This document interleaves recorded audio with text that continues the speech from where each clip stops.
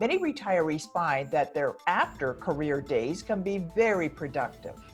For this week's United Way segment, I'm joined by Jim Parker, Chair of Retirees United. Hey, Jim, how are you doing? Great. Thank you very much for having me on. Look forward to our chat. Yeah, it's my pleasure. What does your group do for the United Way?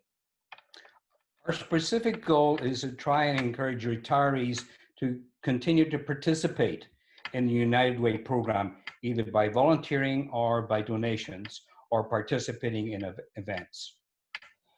Now, is Retirees United, are there projects to help seniors out there, or is it to help just anybody who uses United Way services? Well, we're targeting the demographic of retirees. So for instance, one of the programs we had planned until COVID-19 came along was a breakfast where we talked about the issues facing retirees and what sort of help they can find within the community, and particularly with United Way. Okay, and could you talk a little bit about that? What are some of the services if a person is sitting out there saying, need help, but I don't know where to turn? What are some of the services that they do offer? Well, one of the things we started on because of COVID was a food box program. Now, many retirees who are invalided have got great difficulty getting out to shop. They often get help from neighbors and so on. But we started a senior food box program. Food box program was designed by the Community Foundation, United Way, and 2 or 3 other organizations like Council on Aging, the Seniors Association. So at the moment, we are distributing over 200 food boxes every 2 weeks to people who have applied for the program. And the food box contains food which is designed by a dietitian to include fresh produce as well as the staples that you have, like the pasta box and so on. And we're greatly supported by some community organizations like Deodato Food Products. That's great. What a great idea.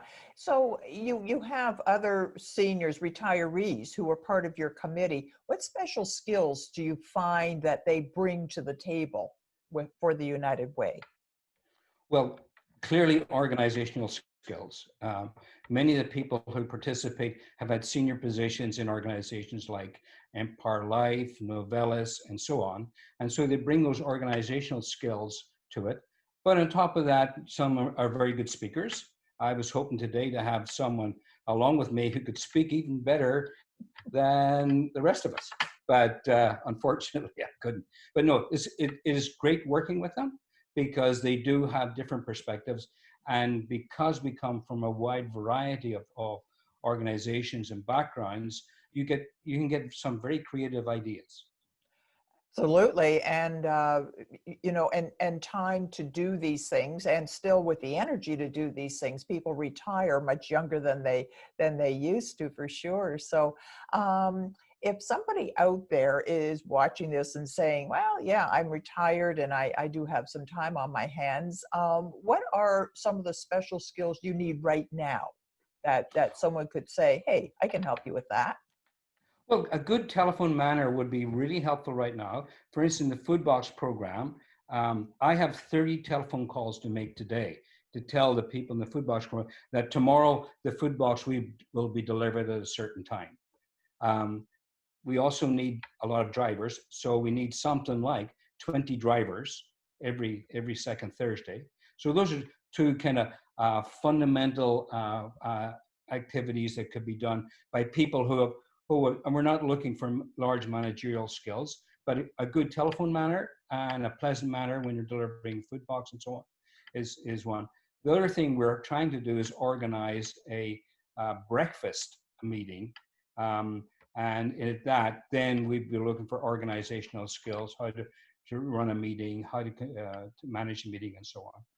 And would this meeting be like Zoom or something like that? Or are we talking you actually get to see real flesh and blood people? Well, it was really real flesh and blood people before COVID. So we've actually, unfortunately, had to put that on the back burner. But what we're trying to do now is look at how you might do that.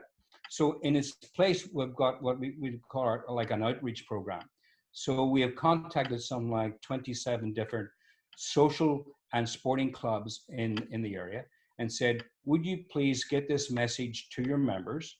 And the message is, if you need some special help, you're having some difficulties with your mental health issues or whatever, please contact United. We'll try and put you in contact with people who could help you.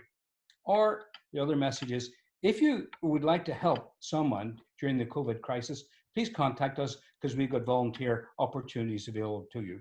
And of course, we always saying, and if you can contribute some finances, that was also a way to help us. Money is So that just started last week. money is always good.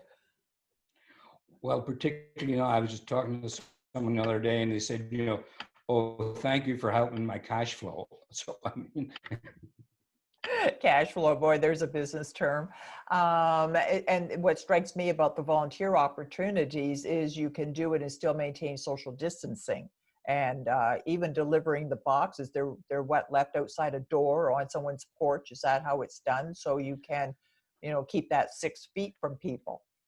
exactly. And there's some people who are inside and have got mobility issues. Then what we'll do is the driver will phone up beforehand, find out what the issues are, and then make an arrangement either to get into the building and drop them at the front of their door.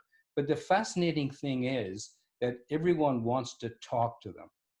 And so we're getting an incredible amount of feedback from people about how they're coping. And what we're able to do sometimes is identify some issues that they have, and we can then refer that issue on through United Way to an appropriate resource to cope with it and provide some support.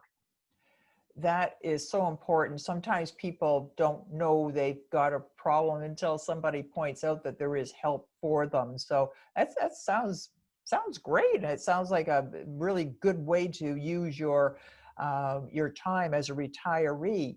So if someone is interested in volunteering or contributing money and they are after their career, how can they get a hold of you, Jim? They can phone United Way and talk to Grace, ask for Grace, and Grace will take their information.